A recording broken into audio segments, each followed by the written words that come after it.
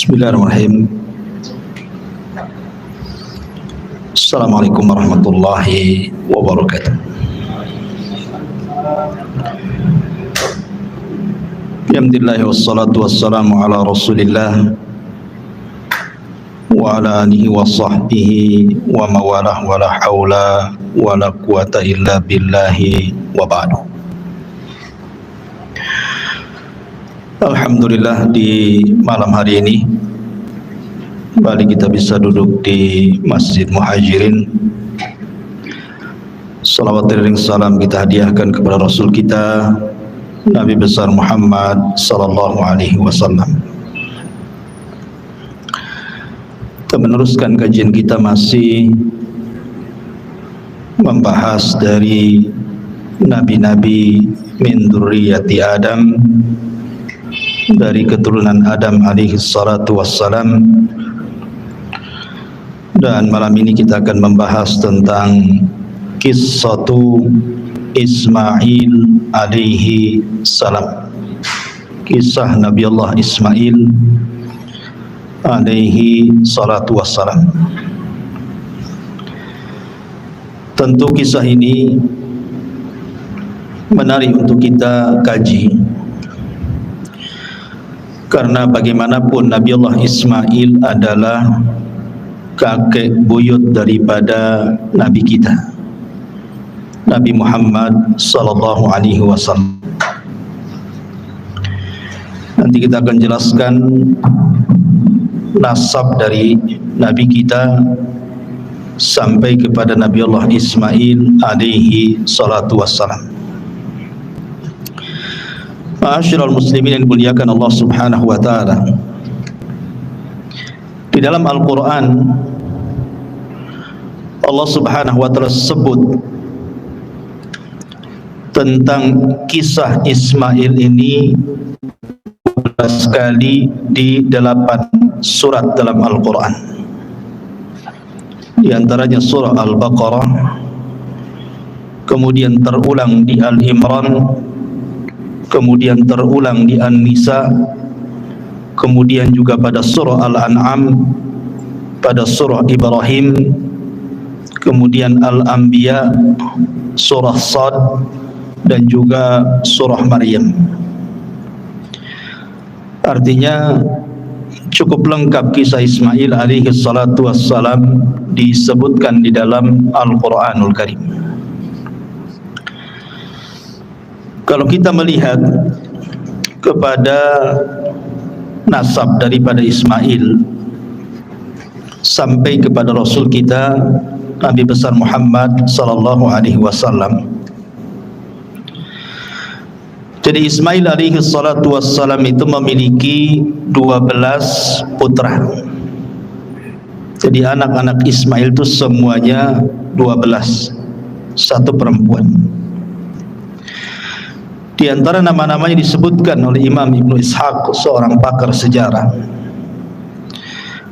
Di antara anak-anak Ismail itu ada namanya Nabit, kemudian Qaidar, kemudian Misha, kemudian Musmi, kemudian Mashi, kemudian Ad-Daus, kemudian Arur, kemudian Yatur, kemudian Nabish, Tima, Qaidum, dan yang terakhir perempuan namanya Nasma.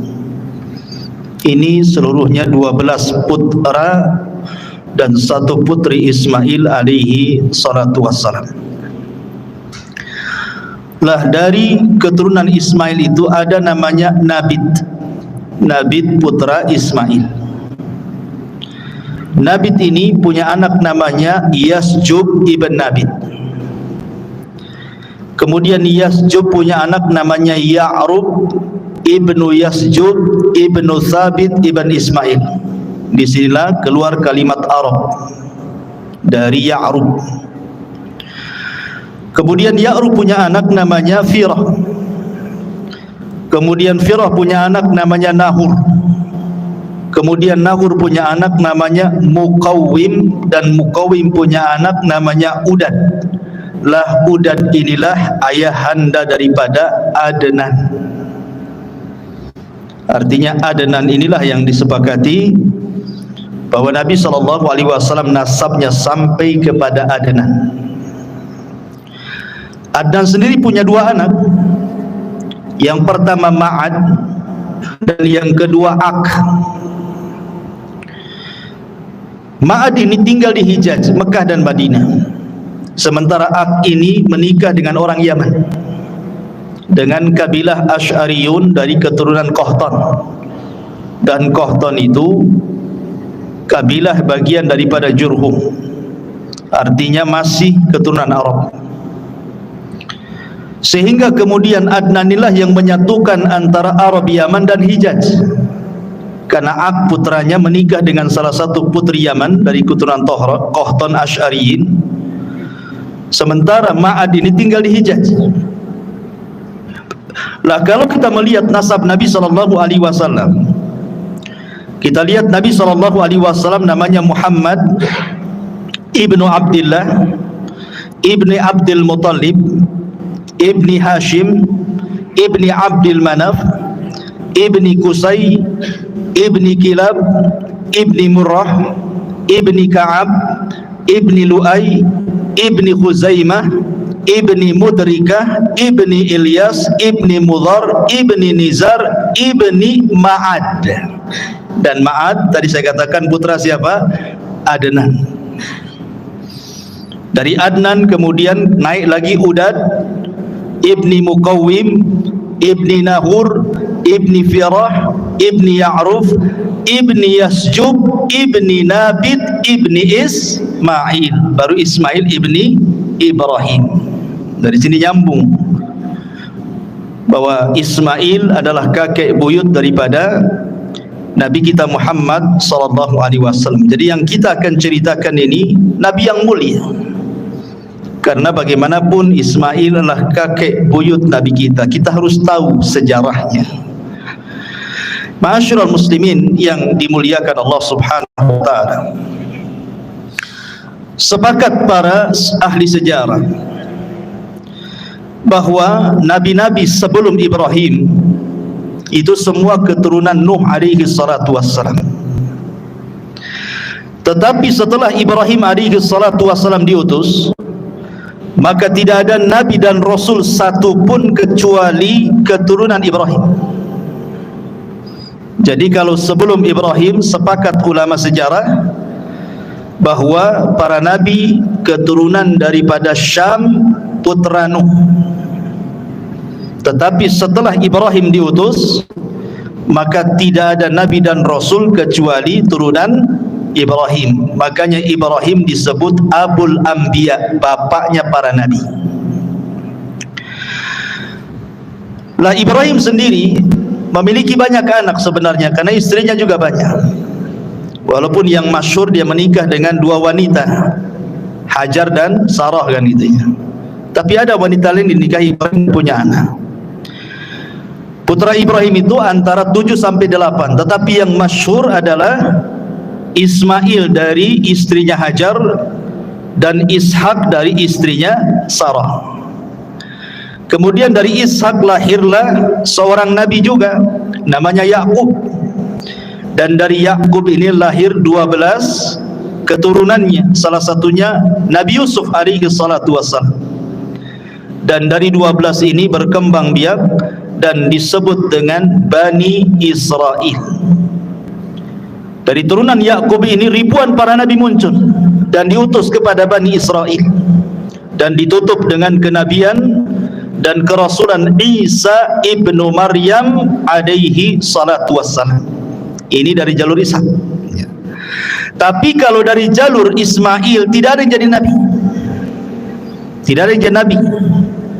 Baru setelah kemudian keturunannya sampai kepada Abdul Muttalib. Abdul Muttalib punya anak namanya Abdullah.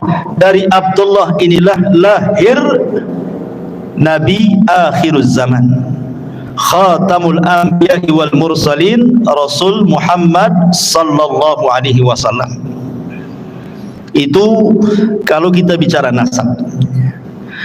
Tentu ketika cerita Ismail tidak lepas daripada kisah ibundanya Hajar. Lalu siapa Hajar ini? Ada yang mengatakan bahwa Hajar ini, kalau menurut versi Yahudi, ia adalah seorang budak yang berada di istana Farainah, istana Fir'aun Mesir kala itu. Kemudian dihadiahkan kepada Sarah dan menjadi budak Sarah. Tentu sebagian ulama membantah kalau Hajar itu seorang budak, karena di sini ada berbau merendahkan kepada Nabi kita Muhammad sallallahu alaihi wasallam, seolah-olah dia turunan budak, dan seolah-olah Sarah itu lebih afdal dibandingkan Hajar, dan seolah-olah Yahudi lebih afdal dibandingkan Islam. Nanti menuju ke situ, sehingga orang-orang Yahudi di dalam kitabnya At-Takwim itu mereka mengatakan seperti itu. Hajar seorang budak, sementara Sarah ini tuannya. Sehingga ada sebagian para ulama membantah, Hajar ini bukan budak. Hajar ini justru adalah turunan Amalikoh ataupun turunan Farainah yang dahulu menguasai Mesir, dan dia adalah putri daripada pembesar Amalikoh atau Amalikoh dan juga Kan'aniyin ini. Kemudian dijajah oleh Farainah, oleh orang-orang Fir'aun. Kemudian ditawanlah Hajar ini, kemudian dijadikan pelayan di istana Fir'aun. Lah kemudian setelah Sarah datang ke Mesir bersama Ibrahim, kemudian raja ini hendak melakukan sesuatu yang buruk kepada Sarah. Sarah pun berdoa kepada Allah dengan tawasul dengan amal saleh. Tiba-tiba raja ini stroke, tidak bisa bergerak, kemudian minta doa supaya disembuhkan. Maka Sarah berdoa kepada Allah, kemudian disembuhkan. Karena dia ketakutan kepada Sarah tapi hatinya masih suka, maka kemudian dihadiahkanlah Hajar kepada Sarah sebagai bukti kecintaan Fir'aun ini kepada Sarah, karena tidak bisa apa-apa. Ya. Jadi Hajar ini orang mulia, bukan sebagaimana prasangka orang-orang Yahudi. Itu ada yang mengatakan seperti itu. Intinya bahwa kemudian Hajar ini dihadiahkan kepada Sarah, kemudian tinggal bersama Sarah dan juga Ibrahim di Mesir. Tetapi karena memang kondisinya kurang kondusif, akhirnya Ibrahim pun kemudian meninggalkan Mesir dan kembali ke Syam, Palestina. Maka hiduplah 3 orang ini di Palestina. Lah usia Ibrahim alaihi salatu wassalam itu sudah tua, sudah hampir 82 tahun lebih, tetapi tidak kunjung juga punya keturunan. Hampir 86 lebih gitu ya, ya di atas 80 lah. Tidak punya keturunan juga, tetapi Ibrahim terus berdoa kepada Allah Subhanahu wa taala, dan Sarah tahu bahwa Ibrahim itu pengen punya keturunan. Sehingga karena kecintaan Sarah kepada Ibrahim, dia melirik Hajar. Bagaimana kalau seandainya Ibrahim menikah dengan Hajar, siapa tahu dari Hajar ini melahirkan keturunan. Akhirnya kemudian Ibrahim menikahi Sarah, menikahi Hajar, dan betul setelah menikah dengan Hajar, maka hamillah Hajar, kemudian punya anak dan lahirlah bayi, kemudian dinamai Ismail ibnu Ibrahim. Kemudian timbullah kecemburuan. Ingat bahwa idza aradallahu syai'an ahya asbab. Allah itu kalau menghendaki sesuatu pasti dimunculkan sebabnya. Allah menghendaki Ibrahim itu hijrah dari Palestina ke Mekah kan begitu. Tapi kan harus ada sebabnya. Sebabnya apa kan itu? Maka dibuat sebabnya. Salah satu penyebabnya adalah Hajar ini ketika memiliki Ismail, Ibrahim itu cinta betul dengan Ismail. Otomatis ketika cinta dengan Ismail lebih banyak tinggal bersama Hajar. Cemburulah Sarah. Wajar kecemburuan seorang wanita, istri Nabi saja cemburu, Aisyah kan, kepada Safiyah. Sampai-sampai kemudian mengatakan tentang Safiyah itu, hasbuka an Safiyata kada wa kada ya Rasulullah, cukuplah Safiyah ini begini dan begitu. Maksudnya Aisyah ingin mengisyaratkan dengan tangannya, Safiyah itu pendek loh, aku tinggi, itu maksudnya. Ingin merendahkan Safiyah.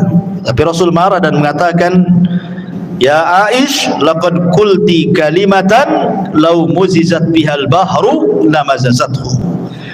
Wahai Aisyah, engkau sudah mengucapkan kalimat ghibah, yang satu kalimat ghibah ini kalau dilempar ke air lautan, satu air lautan tercemar dengan kalimat.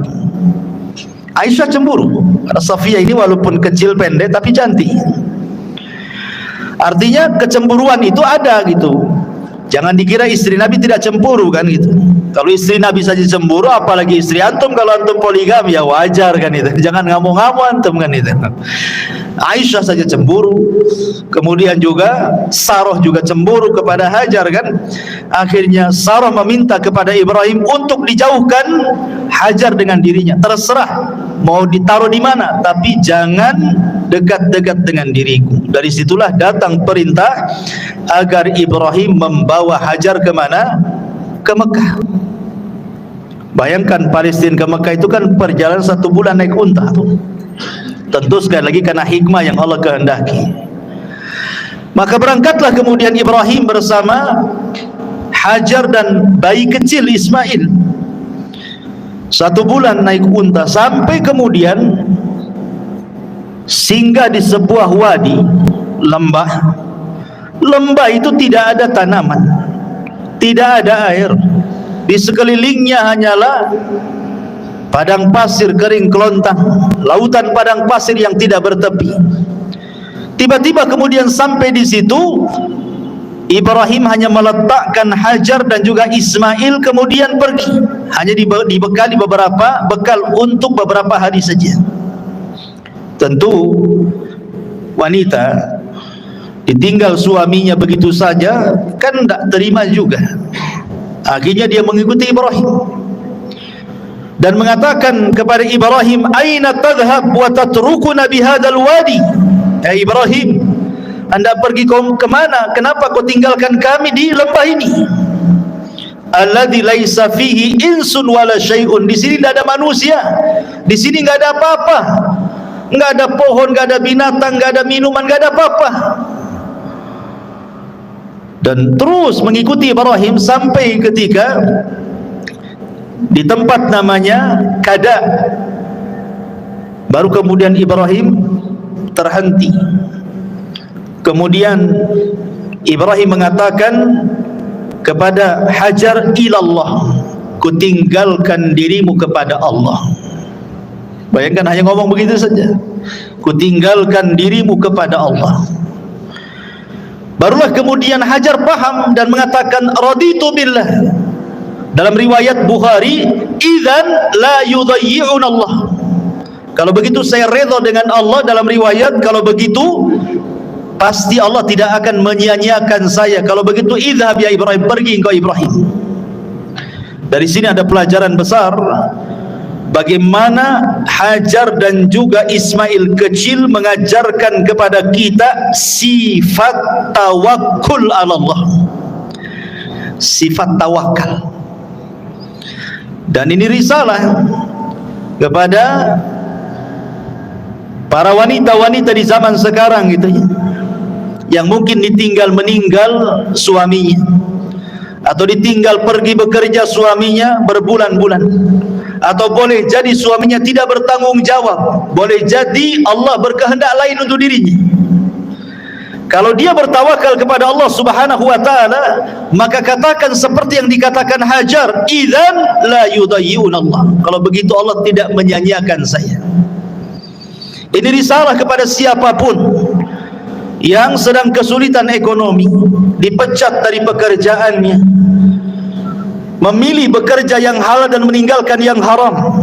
Katakan idzan lan yudayyi'un Allah. Katakan Allah tidak menyia-nyiakan saya. Begitulah tawakal yang diajarkan Ummu Ismail kepada kita. Tapi Ibrahim juga ketika meninggalkan istrinya Hajar dan putranya itu juga mengadu kepada Allah.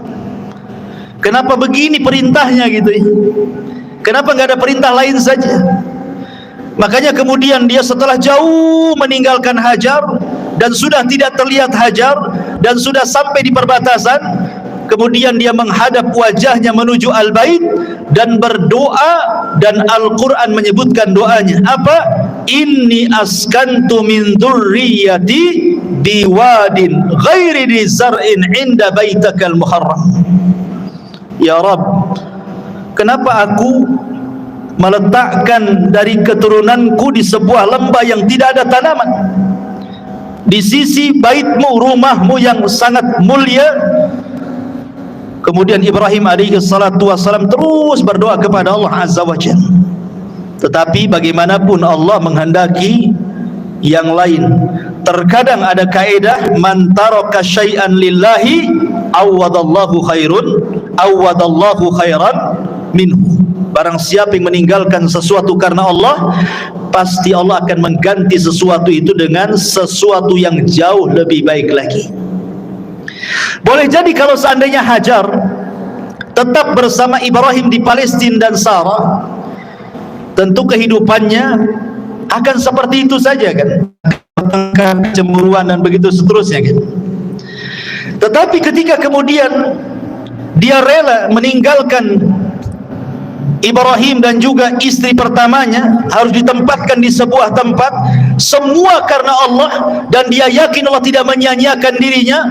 Akhirnya kemudian justru itulah awal sejarah yang tidak pernah bisa dilupakan umat manusia sampai sekarang.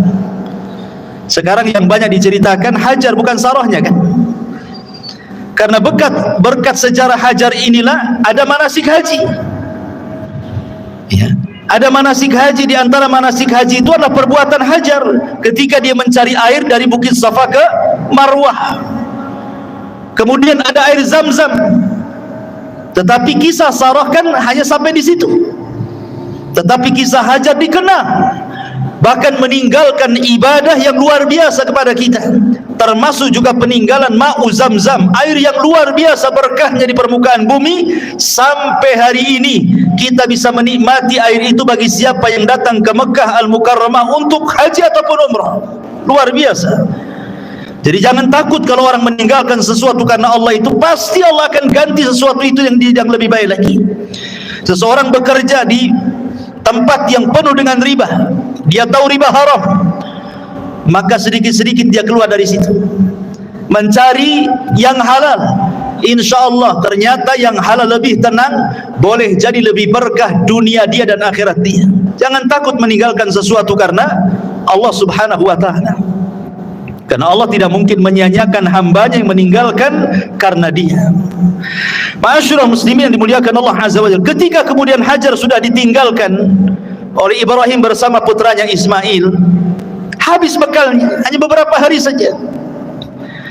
Apalagi yang dihajatkan seseorang di tengah padang pasir itu adalah minuman. Minuman sudah tidak ada, mereka hampir kehausan. Anda bayangkan, seolah-olah Ibrahim ini secara kasat mata sengaja membiarkan kedua manusia ini suruh mati. Tetapi bukan itu kehendak Ibrahim, ini semua kehendak Allah. Allah kalau menghendaki sesuatu pasti ada hikmah di dalamnya. Makanya ketika itu Ismail ditinggalkan oleh Hajar mencari air ke sana kemari. Naiklah dia ke Bukit Safa. Kemudian nampak ada air macam fata morgana di Marwah, lari dia ke Marwah. Saking paniknya si bolak-balik saja itu, Safa Marwah, sampai 7 kali putaran. Dia khawatir dengan putranya Ismail karena mendengar dia menangis. Saat dia pulang dan hendak melihat Ismail, dia mendengar suara. Rupanya suara itu datang daripada Jibril yang datang hendak menolong keduanya. Ketika kemudian mendekati putranya Ismail, rupanya di sampingnya ada Jibril alaihi salam. Ada yang mengatakan Jibril kemudian menghentakkan sayapnya persis di belakang punggung Ismail, seolah-olah ingin mengatakan bahwa Zam-Zam ini miliknya Ismail, karena taruh di situ gitu ya, di belakang Ismail, belakang punggung Ismail, ditancapkan kemudian sayapnya. Kemudian Jibril pergi, Dan Jibril sempat mengatakan, la takhafu dhai'ata fa innaha huna baitun lillah yabni hadzal ghulam wa abuhu wa anna Allah la yudayyi'u ahlahu. Kata Jibril sebelum pergi, wahai Ummu Ismail, jangan takut, Allah menyia-nyiakan dirimu. Tidak, Allah tidak akan menyia-nyiakan dirimu.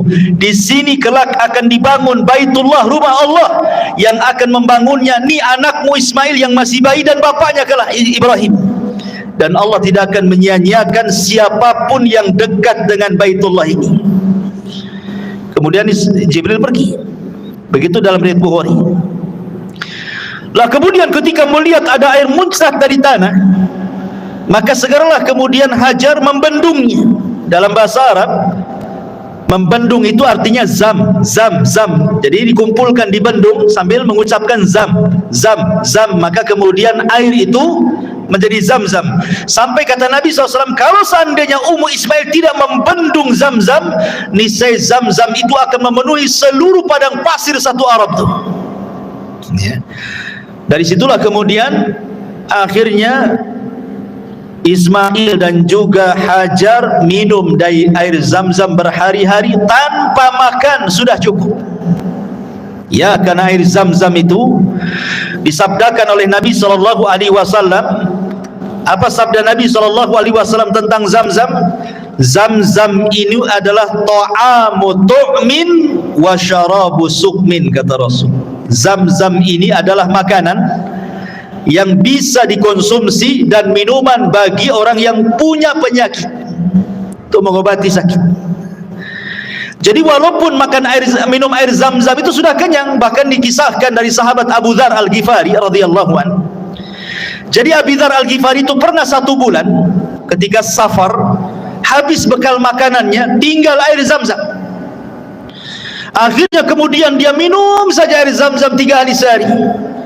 Rupanya kata Abu Dzar, hatta samintu, sampai aku gemuk gara-gara minum terus air zam-zam. Enggak makan dia 30 hari. Abu Dzar Al-Ghifari radhiyallahu an tidak makan, hanya minum saja 30 hari. Kata dia, aku minum terus selama 30 hari dalam safarku sampai aku gemuk, tidak ada satupun badan kecuali gemuk, gitu ya. Bayangkan coba. Ya, dan zam-zam itu harus diyakini sebagai obat. Jangan katakan coba-coba. Saya ingin cobalah menyembuhkan penyakit dengan zam-zam. Jangan dicoba air zam-zam itu.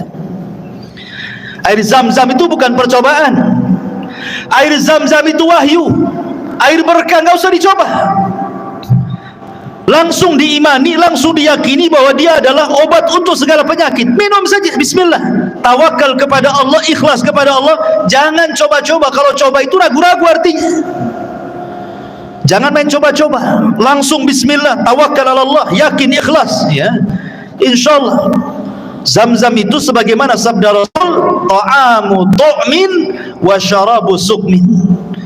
Dia adalah makanan sekaligus juga obat.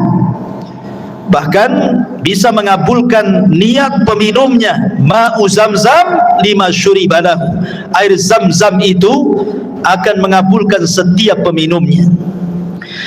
Maka akhirnya kemudian berhari-hari, entah berhari-hari entah berbulan-bulan tidak disebutkan, sampai akhirnya datanglah dari arah Yaman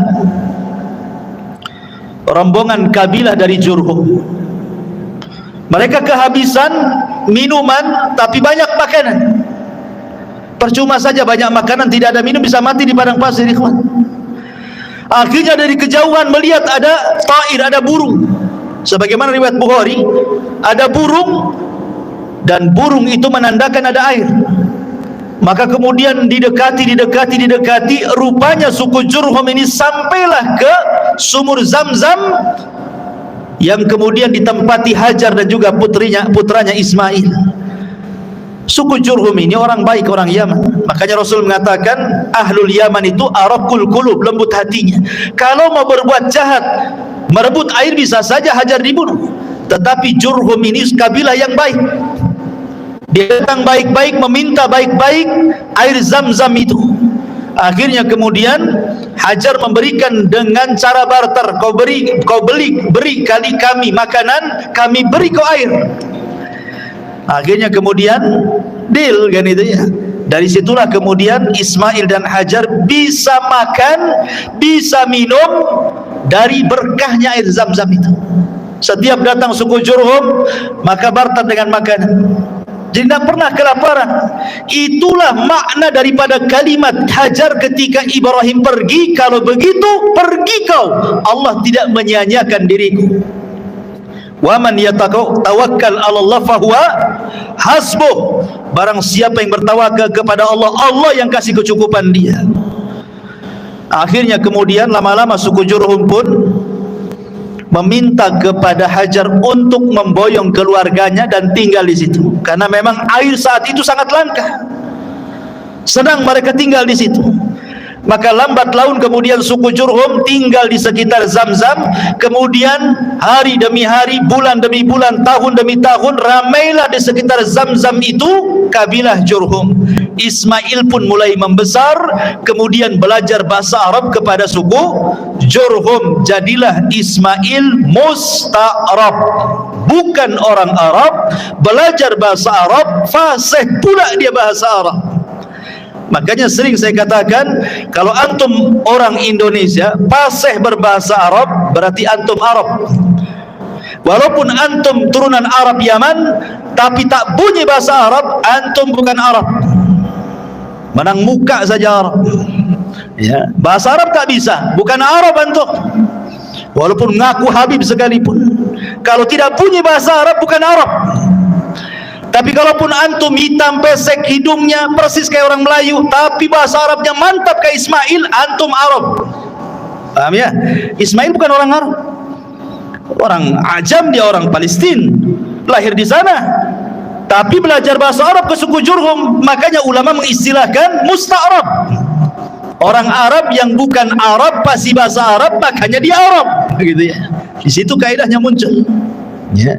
Ma'asyiral muslimin yang dimuliakan Allah Subhanahu wa taala. Akhirnya kemudian Ismail pun besar-besar di situ.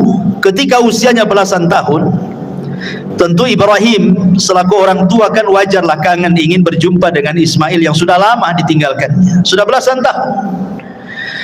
Makanya kemudian ketika kemudian Ibrahim alaihi salatu wassalam safar dari Palestina menuju Mekah, ingin berkunjung dan melihat istri dan juga putranya yang sudah belasan tahun itu. Akhirnya kemudian Ibrahim pun sampai. Ketika sampai itulah kemudian Ibrahim alaihi salatu wassalam dimimpikan malam harinya. Apa mimpinya? Inni ara fil manami anni adbahuka fanzur madza tara. Wa Ibrahim, wa Ismail, ayahmu bermimpi semalam bapakmu menyembelih dirimu. Betul-betul menyembelih dalam mimpinya itu. Bagaimana pendapatmu? Ya. Maka Ismail alaihi salatu wassalam, orang yang terdiri dari ummu Ismail, wanita yang paling tawakal. Makanya kemudian Ismail tanpa ada keraguan mengatakan, ya abatif al ma tu'mar satajiduni insyaallahu minas sabirin. Wahai bapakku, kalau itu perintah Allah, insyaallah engkau akan mendapati aku termasuk anak yang sabar. Kenapa Ismail mengucapkan kalimat insyaallah? Hikmah di balik Ismail mengucapkan kalimat insyaallah itu seolah-olah Ismail ingin mengatakan seperti ini. Kalau aku redha aku disembelih, engkau pun wahai bapakku redha aku disembelih, tapi Allah tidak redha, maka engkau tidak dapati aku termasuk hamba yang sabar. Kenapa? Karena ini akal-akalan kamu saja. Tetapi kalau seandainya aku redha disembelih, engkau redha disembelih, Allah pun redha, maka kau akan dapati aku termasuk anak yang sabar. Kenapa? Karena ini bukan akal-akalan kamu, tapi ini perintah Allah. Itu maksudnya. Makanya dia mengatakan, satajiduni insyaallahu minas sabirin. Kau akan dapati aku termasuk hamba Allah yang bersabar insyaallah, kalau Allah berkehendak. Itulah kandungan makna insyaallah. Penting kita mengucapkan kalimat insyaallah itu. Ya, bukan kalimat ragu-ragu insyaallah itu, tapi kalimat berkah. Ya. Karena biasanya di masyarakat kalau sudah main-main insya Allah itu dimain-mainkan itu, seolah-olah ragu-ragu kan, besok datang nggak ya? Karena nggak mau datang, cuman bilang nggak mau datang, malas, takut tersinggung, main insya Allah kan? Insya Allah katanya. Padahal memang niatnya memang nggak mau datang. Insya Allah katanya. Gitu ya. Bisa saja insya Allah lah datang. Tapi kalau sudah memang nggak niat datang, bilang aja saya nggak datang besok. Kecuali kalau antum janji mau datang, itulah penting mengucapkan insya Allah kan. Karena ketika antum janji mau datang, bisa saja di jalan macet, bisa saja di jalan kecelakaan, bisa saja ada masalah, maka baru kemudian ucapkan kalimat insya Allah. Baik, ma'asyiral muslimin yang dimuliakan Allah Azza wa Jalla. Maka akhirnya kemudian Ibrahim pun betul-betul menyembelih Ismail, dan ini sudah saya kisahkan panjang lebar di sini. Bagaimana Ibrahim betul-betul menggorok leher Ismail itu, tapi Allah buat pisau yang tajam jadi tumpul. Jadi digini-gini tetap saja nggak berdarah-darah tuh. Dari situ Allah melihat kesungguhan Ibrahim sudah melaksanakan perintahnya lewat mimpinya, karena mimpi seorang nabi itu wahyu masalahnya. Maka Allah Subhanahu wa taala langsung mengirim penyeru dan menyeru dari langit dan mengatakan, ya ayya Ibrahim qad saddaqta ru'ya, wahai Ibrahim kau sudah membenarkan mimpi. Maka disitulah Allah katakan, wa fadainahu bidzibhin azim wa taraknahu lil akhirin. Kami ganti Ismail dengan kambing kibas, dan akan menjadi cerita bagi orang-orang setelahnya sampai hari ini. Kisah itu diceritakan dan menjadi syariat bagi umat Islam tentang kurban. Ya. Ma'asyiral muslimin yang dimuliakan Allah Azza wa Jalla. Selesai kisah penyembelihan ini, maka kemudian Ibrahim balik lagi ke Palestina. Ismail kemudian menjadi laki-laki yang tumbuh dewasa gitu. Lah setelah Ismail kemudian tumbuh dewasa, maka Allah takdirkan Hajar meninggal dunia di usia yang sudah tua juga, 80 tahunan ke atas Hajar meninggal. Kemudian Ismail tertarik dengan wanita Jurhum, menikahlah Ismail dengan wanita Jurhum. Masalahnya disebutkan di dalam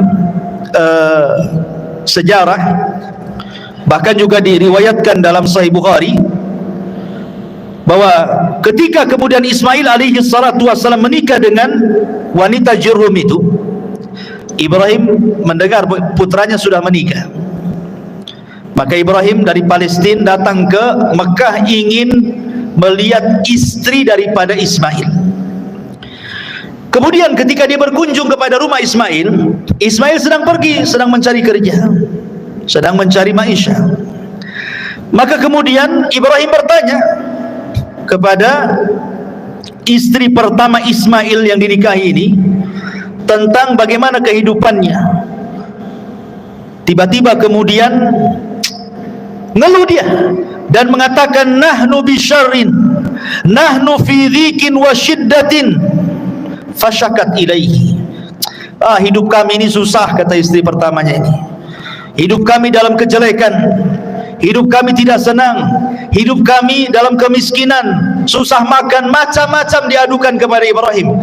Ini istri Ismail tidak tahu kalau di depannya itu Ibrahim, ya, karena dia ngaku dia mertuanya kan gitu.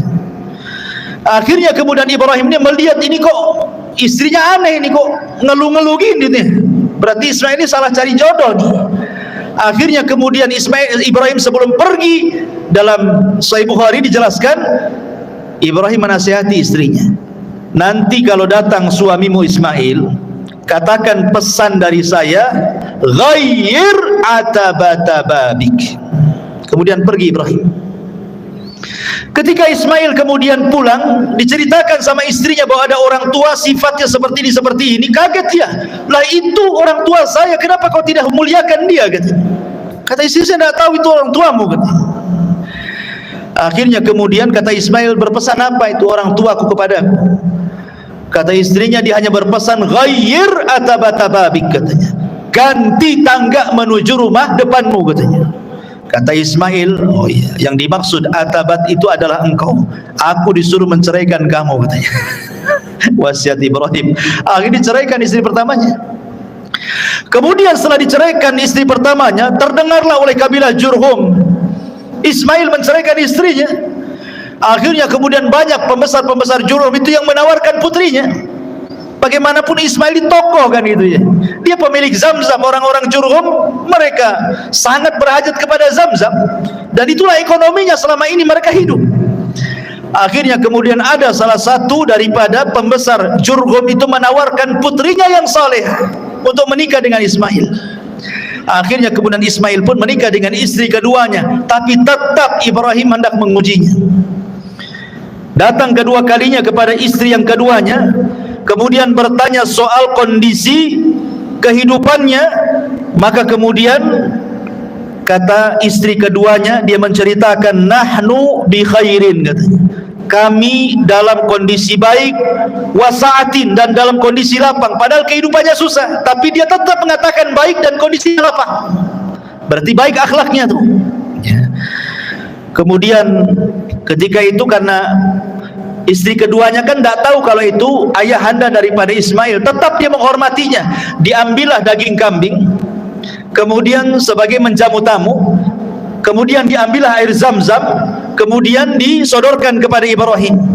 Kalau istri pertama tidak ada, nggak keluar tuh sama sekali itu jamuan-jamuan itu ya. Ini istri keduanya betul-betul muliakan tamu. Maka Ibrahim senang dengan istri keduanya, kemudian berdoa kepada Allah, Allahumma barik li ta'amikum wa syarabikum. Ya Allah, berkahi makanan kalian, ya Allah berkahi minuman kalian, ya Allah tetapkan rumah tangga kalian berdua. Kemudian Ibrahim mengatakan, nanti kalau sampai anakku, sampaikan pesan bapaknya. Apa? La tughayyir atabata babik, jangan kau ganti lagi tangga menuju depan rumahmu, katanya. Nah, itu istrimu tuh katanya. Akhirnya Ismail pulang, kemudian diceritakan istri keduanya. Kata Ismail, ayahku menyuruh agar aku tidak menceraikan kamu. Lihat. Tapi di sini syahidnya Ibrahim mendoakan apa? Mendoakan makanan dan minuman. Yang ketika itu makanan yang didoakan oleh Ibrahim apa? Daging kambing dan juga air Zamzam. Sejak itulah kambing dan Zamzam di Mekah menjadi berkah karena doanya Ibrahim. Makanya penduduk Mekah itu walaupun makan kambing siang, pagi, sore, malam, nyantai saja mereka. 1 tahun mereka pagi, siang, sore makan kambing, nggak ada cerita naik darah, naik kolesterol, stroke, nggak ada. Coba antum pakai kambing Batam, sebulan saja pagi kambing, siang kambing, malam kambing. Pagi sate, siang gulai, rawon lagi sorenya, malamnya tengkleng. Sebulan saja. Apa nggak naik itu tensinya? Ya. Masyaallah muslimin yang dimuliakan Allah Azza wa Jalla. Intinya bahwa kemudian Ismail pun tetap tidak menceraikan istrinya karena dapat istri yang soleh. Dari istri inilah lahir 12 keturunannya yang saya sebutkan di mukaddimah tadi. Kemudian setelah itu Sarah meninggal, maka Ibrahim kemudian hijrah dari Palestina dan bergabung bersama Ismail. Disinilah terjadi pembuatan Ka'bah, pembangunan Ka'bah yang sempat roboh. Kisahnya adalah, jadi ketika kemudian Allah Subhanahu wa taala perintahkan Ibrahim untuk membangun Ka'bah dan juga putranya Ismail, maka mulailah kemudian Ibrahim dan juga Ismail mencangkul bagian Ka'bah yang akan dibangun sampai kemudian mendapati pondasi. Dan ketika di zaman jahiliyah pernah kan dirobohkan karena terkena banjir sehingga Ka'bah rusak. Kemudian oleh Al-Walid ibn Mughirah dan orang-orang Quraisy digali sehingga sampai kepada pondasi awal Ka'bah yang berwarna hijau. Ya, pondasinya itu warna hijau. Ya. Lah Ibrahim juga sama, karena Ibrahim itu tidak mulai dari pondasi, karena pondasi sudah ada sejak zaman para malaikat membangunnya. Ada yang mengatakan Adam yang membangunnya gitu. Jadi Ibrahim itu hanya meninggikan saja. Maka mulailah kemudian Ibrahim dan Ismail meninggikan dari atas pondasi itu bangunan Ka'bah. Dan bentuknya memanjang karena Hijar masuk ke dalamnya. Tapi di zaman jahiliyah ketika Ka'bah itu hancur hanya dibangun separuh saja sehingga Hijar keluar. Hijar Ismail keluar gitu ya. Kalau di zaman Ibrahim masuk Hijar itu. Ya, dan juga pintunya 2. pintu masuk, pintu keluar, kemudian di tanah. Kalau sekarang kan pintunya di atas gitu ya. Agak sulit, orang-orang tertentu saja masuk. Kalau orang dulu kan siapa aja bisa masuk gitu ya. Intinya bahwa ketika kemudian sudah dibantu oleh Ismail pembangunan Ka'bah, sampai kemudian ada satu tempat yang itu khusus untuk satu batu, kurang satu batu, maka Ibrahim meminta kepada Ismail untuk mencari batu. Kemudian pulang, rupanya yang dibawa itu Hajar Aswad, batu dari sorga. Ibrahim tahu ini Hajar Aswad, dulunya warnanya putih tapi menjadi hitam karena dosa anak Adam, kata Rasul. Maka diletakkan Hajar Aswad di Ka'bah sebagai pelengkap Ka'bah itu. Dan Hajar Aswad ini menjadi kiblat bagi kita kaum muslimin ketika sholat kita. Dan pernah hilang 20 tahun, dicongkel oleh orang-orang Syiah. Ketika Syiah menyerbu Mekah ketika itu kan, sampai dipantai ribuan jemaah haji itu, sampai orang yang nempel di kiswah Ka'bah aja dipantai itu orang-orang Syiah itu, dicongkel itu Hajar Aswad, dibawa ke Bahrain. 20 tahun hilang Hajar Aswad itu. Tapi setelah Hajar Aswad dicuri sama orang-orang Syiah itu, dibawa ke Bahrain, banyak azab menimpa Bahrain. Akhirnya takut dibalikin lagi setelah 20 tahun. Ya, Ma'asyiral muslimin yang dimuliakan Allah Subhanahu wa taala, intinya bahwa Allah Subhanahu wa taala menggambarkan dalam Al-Qur'an, inna awwala baitin wudi'a lin-nasi lalladzi bi Bakkah mubarakan wa hudal lil alamin fihi ayatun bayyinatun maqamu Ibrahim wa man dakhalahu kana amina walillahi 'alan nasi hajjul baiti man istata'a ilaihi sabila wa man kafara fa innallaha ghaniyun 'anil alamin. Sesungguhnya rumah yang mula-mula dibangun untuk tempat beribadah manusia adalah Baitullah yang ada di Bakkah ataupun Mekah, yang diberkahi dan menjadi petunjuk bagi semua manusia. Di sana terdapat tanda-tanda yang jelas, di antaranya makam Ibrahim. Barang siapa memasuki Baitullah, amanlah dia. Dan di antara kewajiban manusia terhadap Allah adalah melaksanakan ibadah haji ke Baitullah, yaitu bagi orang-orang yang mampu mengadakan perjalanan ke sana. Barang siapa yang mengingkari kewajiban haji, maka ketahuilah Allah Maha Kaya bagi seluruh alam semesta. Ketika Ibrahim sudah selesai itu membangun Ka'bah, dan apabila dia capek, maka dia berdiri di samping Ka'bah yang kemudian menjadi makom Ibrahim. Makom dulu tempat istirahatnya di situ, makanya makom sekarang kan. Ya. Jadi setelah selesai, Allah perintahkan kepada Ibrahim untuk mengajak seluruh manusia yang ada di bumi suruh haji. Ibrahim gimana? Harus datang kemana-mana mengajak manusia haji. Perlu berapa waktu ke timur, ke barat, ke selatan, ke utara? Jadi Ibrahim mengatakan, ya Rabb, tidak mungkinlah saya berjalan ke sana kemari kan itu. Tapi Allah mengatakan, ya Ibrahim, aku tidak suruh kau jalan ke sana kemari. Aku suruh kau berteriak dari Mekah. Nanti kami yang sampaikan suaramu ke ujung barat, ke ujung timur, ke selatan dan ke utara. Dan ini mukjizatnya Ibrahim. Cukup kau serukan manusia untuk haji, suaramu sampai di sana nanti, gitu maksudnya. Maka Ibrahim pun menyerukan manusia untuk haji, suaranya kemana-mana, masuk ke telinga semua manusia. Subhanallah, seruan Ibrahim masih melengket di telinga kita sampai hari ini. Semua datang ke Mekah, ya, semua datang ke Mekah kan. Alhamdulillah, seruan Ibrahim sampai hari ini melekat di telinga-telinga kaum muslimin. Wa adzin finnas, ya, dan serukan kepada manusia untuk haji. Ya'tuka rijalan wa ala kulli dhamirin ya'tin min kulli fajin ami, kata Allah. Maka akan datang dari semua belahan negeri untuk menziarahi Ka'bah. Sadaqallahul azim. Lihat bagaimana sekarang dari penjuru negeri datang ke Mekah. Subhanallah, tidak ada orang yang bosan datang ke Mekah dalam rangka haji dan umrah. Ya, buktinya orang yang hari-hari umrah belakangan punya travel umrah pula dia. Saking pengen terus ke sana bolak-balik gitu. Begitulah Allah cintakan manusia untuk haji. Ma'asyiral muslimin yang dimuliakan Allah Subhanahu wa taala. Kemudian Nabi Ibrahim alaihi salatu wasalam wafat, dan Allah Subhanahu wa taala kemudian menggantikan estafet dakwah Ibrahim kepada pundak Ismail. Makanya Allah Subhanahu wa taala firmankan di dalam surah Maryam ayat 54-55, wadhkur fil kitabi Ismail innahu kana sadiqal wa'di wa kana rasulan nabiyya.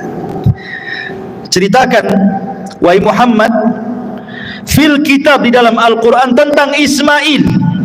Dia adalah orang yang sangat jujur dan amanah. Wa kana rasulan, dia seorang rasul, nabiyan, dan seorang nabi. Diutus kepada siapa kalau dia seorang rasul? Ismail diutus kepada seluruh bangsa Arab. Jadi Ismail nabinya bangsa Arab. Dia seorang rasul dan seorang nabi. Wa kana ya'muru ahlahu bis salati waz zakati wa kana inda rabbih mardiyah. Dan dia memerintahkan keluarganya untuk salat, zakat, dan dia di sisi Allah sangat diridhai, sangat disukai. Ismail diangkat menjadi nabi dan rasul dan berdakwah setelah Ibrahim kepada seluruh bangsa Arab. Dan subhanallah, asar Ismail sampai kepada di masa jahiliyah, di masa diutusnya Nabi SAW, sampai ketika Rasul datang ke Gua Hira untuk tahannud, untuk i'tikaf di Gua Hira, belum diangkat jadi Nabi. Kemudian Rasul SAW tafakkur di situ, beribadah kepada Allah Azza wa Jalla, beribadah atas syariat siapa coba? Kan belum diangkat jadi Nabi, belum ada syariat kan? Jadi Rasul beribadah di atas syariat Ismail. Dia beribadah di atas syariat Ismail, tafakur dalam gua itu. Ya, karena belum ada syariat yang diberikan kepada Rasul seperti sholat, zakat, puasa, Quran, dan begitu seterusnya. Maka dia tafakur ala syariat Ismail, di atas syariat Nabi Allah Ismail alaihi salatu wassalam, sampai datang Jibril dan mengangkat Nabi sallallahu alaihi wasallam sebagai Nabi dan juga Rasul. Dan ketika Ismail alaihi salatu wassalam meninggal dunia, suku Jurhum itu dari turunan Ismail dan juga turunan istrinya itu masih mentauhidkan Allah. Tapi masalahnya tidak bertahan. Tiba-tiba kemudian datang orang Arab yang tidak suka dengan suku Jurhum, namanya Khuza'ah. Maka Khuza'ah itulah akhirnya menggempur Jurhum. Mulailah kemudian Jurhum pun kalah, akhirnya kembali ke Yaman dan dikuasai Hijaz oleh Khuza'ah. Lah sebelum kemudian Khuza'ah ini menguasai Jurhum, Jurhum pandai karena ekonomi mereka dari Zamzam. Disitulah air Zamzam dipendam sama orang-orang Jurhum supaya jangan direbut Khuza'ah, dipendam sampai akhirnya beratus-ratus tahun hilang Zamzam itu. Ketika kemudian dikuasai oleh Khuza'ah, Khuza'ah tidak menemukan di mana letak air Zamzam itu. Subhanallah, di antara salah satu tokoh daripada tokoh Khuza'ah ada namanya Amr ibn Luhai. Amr ibn Luhai. Amr ibn Luhai inilah, dialah yang pertama kali merubah agama Ismail dan juga Ibrahim di kota Arab. Di negeri Arab itu dialah yang pertama merubahnya. Karena dia yang membawa patung Hubal dari Syam kemudian meletakkan di dalam Ka'bah. Makanya Rasul mengatakan, inni ra'aitu Amr ibn Luhai fin nari yajurru am'a'ah. Aku melihat Amr ibn Luhai terburai ususnya di neraka karena dia yang pertama kali merubah syariat Ibrahim. Amr ibn Luhai ini. Sejak itulah Amr ibn Luhai mengasas akidah musyrik, menyembah berhala. Akhirnya tidak ada satupun orang Arab kecuali menjadi penyembah berhala, kecuali hanya beberapa orang yang bisa dihitung dengan jari yang masih beragama Ismail dan Ibrahim, seperti Waraqah ibn Naufal, ya, kemudian ayahanda Said ibn Said, ya, kemudian beberapa orang, ya, tidak banyak itu yang masih beragama Hanafiyah samah, termasuk Nabi SAW masih berpegang dengan syariat Ismail, ya. Tetapi yang lainnya semua menjadi penyembah berhala. Lah baru di zaman Abdul Muttalib, di zaman Abdul Muttalib inilah baru kemudian ditemukan air Zamzam. Jadi begini kisahnya. Abdul Muttalib ini, ikhwatu fillah, muliakan Allah Azza wa Jalla, ketika itu menjadi Sayyidul Arab, pemimpin Arab, karena Quraisy itu dipimpin oleh dua kabilah, kabilah Bani Abdi Manaf dan kabilah Bani Khuza'ah, kabilah Bani Khuza'ah, Makhzum, Bani Makhzum. Ada Bani Mahzum, kabilahnya Abu Jahal. Ada kabilahnya Bani Abdi Manaf, kabilahnya Bani Hashim, kabilah Nabi SAW. Jadi yang lain itu kabilah-kabilah kecil. Yang besar ini nih, Bani Mahzum dan Bani Abdi Manaf. Jadi gantian tuh, kadang-kadang yang menjadi pemimpin dari keturunan Mahzum, kadang-kadang dari Bani Abdi Manaf. Lah ketika itu yang menjadi pemimpin adalah dari Bani Abdi Manaf, Abdul Muttalib. Tapi setelah Abdul Muttalib meninggal, diambil alih oleh Bani Mahzum, Abu Jahal menjadi pemimpinnya. Ya. Jadi Abdul Muttalib ini bermimpi ketika dia sedang tertidur di Hijr Ismail.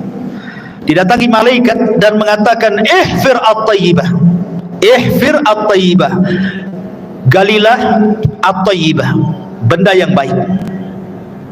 Kemudian besoknya mimpi lagi, didatangi lagi malaikat yang sama dengan mengatakan, ihfir al-barrah, ihfir al-barrah, katanya. Barrah ini apa? Benda yang baik ini. Kemudian yang ketiga kalinya, 3 hari berikutnya mimpi lagi, ihfir al-madrunah, katanya. Galilah sesuatu yang tersimpan.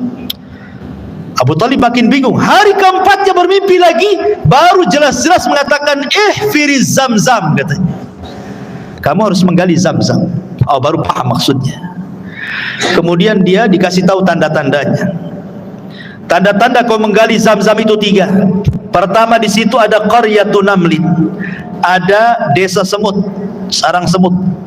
Yang kedua, di situ ada ghurab, ada gagak yang sedang makan semut. Yang ketiga, di situ ada darah yang tertumpah. Kalau itu terjadi, galilah di situ. Akhirnya suatu hari Abdul Muttalib ini sedang berjalan-jalan di Sya'b Arab ini. Rupanya dia melihat kok banyak semut di situ. Kemudian dia melihat ada gagak yang sedang matu-matu semut itu. Tiba-tiba ada unta lari, dikejar oleh tuannya, sedang kabur unta itu. Rupanya unta itu tertangkap persis di sarang semut itu, kemudian oleh pemiliknya langsung disembelih. Tertumpahlah darahnya di situ. Dia teringat mimpinya tuh. Oh ya, jangan-jangan di sini, karena mimpinya persis kayak gitu kan. Sarang semut, ada gagak, ada tumpahan darah di situ. Ah, jangan-jangan di sini dia. Ketika itu Abdul Muttalib belum punya anak banyak, cuma satu namanya Al-Harith. Karena belum punya nazar ketika itu. Akhirnya sama Al-Harith diajak, ayo kita gali di sini, jangan-jangan di Zamzam nih. Digalilah berdua. Orang-orang Arab membiarkan, disangkanya Abu Talib dia ngapain, mimpi saja cari Zamzam itu, katanya.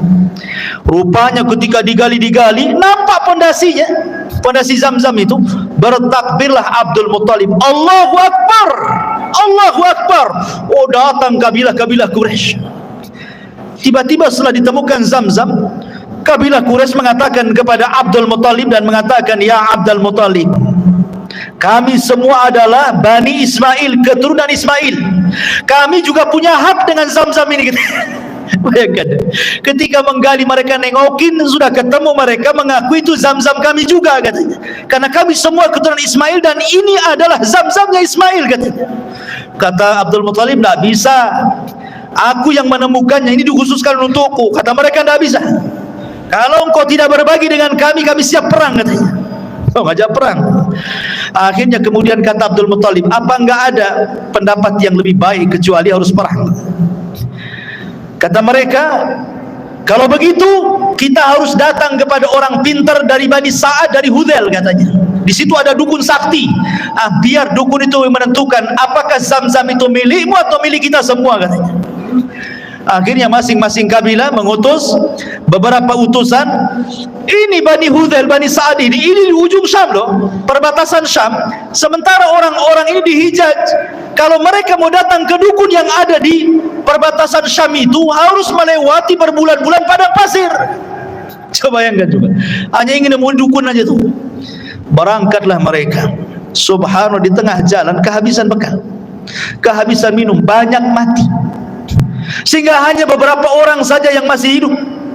Akhirnya mereka pun sudah tidak bisa lagi melanjutkan perjalanan dan hampir menguburkan hidup mereka sendiri karena tidak sanggup lagi, masih jauh perjalanan, sementara air sudah nggak ada. Kemudian mereka mengatakan, kata Abdul Muttalib, sebaiknya kita berpencar saja, kita cari air, mudah-mudahan mungkin di sekitar sini ada air, masing-masing dapat rezeki gitu. Akhirnya berpencarlah mereka. Qadarullah, ketika Abdul Muttalib hendak pergi, ketika dia menginjak padang pasir sandalnya itu, ketika diangkat keluar air. Akhirnya mereka pun minum dari situ. Mereka ditolong oleh Abdul Muttalib lagi nih. Dari situlah mereka mengatakan, sudahlah Abdul Muttalib, tidak perlu kita datang ke dukun, kami menyerah, Zam-Zam itu milikmu karena engkau sudah menolong kami semua di sini. Balik lagi, tidak jadi ke dukun. Dari situlah Zam-Zam miliknya Abdul Muttalib. Tapi masalahnya Abdul Muttalib sudah tahu nih, kalau dibiarkan dia meninggal bisa masalah Quraisy, perang nih gara-gara Zam-Zam. Di situlah dia bernadar kepada Allah agar diberikan anak 10 untuk menjaga Zam-Zam, dan sebagai imbalannya satu di antara mereka akan aku korbankan. Allah takdirkan dipenuhi nadarnya. Abdul Muttalib pun punya anak 10, salah satunya namanya Abdullah, ayahanda Nabi. Ketika sudah pada remaja, Abdul Muttalib lupa dengan nadarnya bahwa dia harus mengorbankan salah satu dari 10 anaknya. Tetapi kemudian diingatkan, hai Abdul Muttalib, kau sudah berjanji akan mengorbankan salah satu putranya. Dikurahlah anak-anaknya. Subhanallah, yang kena pula Abdullah. Abdullah itu anak yang paling dicintai Abdul Muttalib dan disayangi orang-orang Quraisy. Makanya orang-orang Quraisy mengatakan, gak usahlah disembelih Abdullah itu, kau datang aja ke dukun lagi, mungkin ada solusi yang lain katanya. Datanglah Abdul Muttalib ke dukun. Kata dukun, cobalah dikocok kayak arisan katanya. Ya, tulis dalam 2 kertas, satu nama Abdul Muttalib, satu 10 unta. Kocok siapa yang keluar, kalau 10 unta berarti selamatlah Abdullah. Kau sembelih 10 unta, bagikan fuqara wal masakin katanya. Dikocok, keluar Abdullah. Lah, keluar Abdullah. Akhirnya kemudian pasang lagi 10 ekor unta. Dikocok, Abdullah lagi keluar, pasang lagi 10 ekor unta. Sampai akhirnya 10 kali pasang. Berarti sudah 100 ekor unta tuh. Baru keluar unta. Akhirnya dia terpaksa menyembelih 100 ekor unta loh ya, diberikan kepada fuqara wal masakin, dan tidak jadi menyembelih Abdullah. Dari situlah 100 ekor unta menjadi diat pembunuhan. Kalau ada orang membunuh, kisos. Kalau tidak dikisos, bayar 100 ekor unta. Jadi dia. Nah, makanya Nabi SAW disebut Ibnu Dzabihataini, anak dari 2 orang yang akan disembelih. Pertama ayahandanya Abdullah, yang kedua Ismail, kakek buyutnya, putra daripada Ibrahim alaihi salatu wassalam. Wallahu alam. Sampai di sini kisah Nabi Allah Ismail alaihi salatu wassalam, kakek buyut Nabi kita yang mulia alaihi salatu wassalam. Subhanakallahumma bihamdika asyhadu an la ilaha illa anta astaghfiruka wa atubu ilaik. Allahu ta'ala. Assalamualaikum warahmatullahi wabarakatuh.